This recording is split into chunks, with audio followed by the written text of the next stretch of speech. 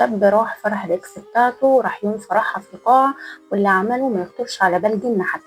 الشاب اللي راح فرح الاكس بتاعته دخل القاعة وراح للمسؤولين عند الشاشة وقال لهم انا اخوها وكنت مسافر ولسه جاي، وعمل لها مفاجأة. لو سمحتوا وقت دخولها هي والعريس اعرضوا الصور دي على الشاشة في القاعة قدام الناس كلها. بالفعل حصل واتعرض صورته هو والعروسة، وكانت الفضيحة قدام الناس كلها للعروسة وأهلها والعريس وأهله. واللي حزن أكتر في الموضوع إن الشباب جايين معاه في الكلام: أنت جامد وأنت برنس. على إيه؟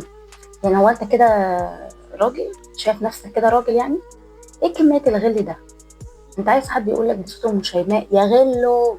أنت كنت تعرفها وخلاص سبتوا بعض، وهي ربنا سترها وكرمها واتجوزت، أنت ليه بقى تروح تفضحها؟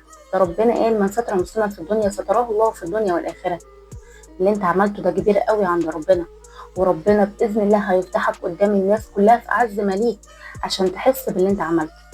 ونصيحه لكل بنت: امشي صح لانك غاليه قوي عند ربنا، وما تسمحيش لحد انه يرخصك، وما تثقيش في حد غير ربنا. واعرفي انك طول ما انت قاعده في بيتك معززه مكرمه هيجيلك احسن الناس، وما تمشيش في طريق الشيطان عشان ما ترجعيش تندمي بعد كده. ده كان رايي، اكتبوا لي رايكم تحت في التعليقات.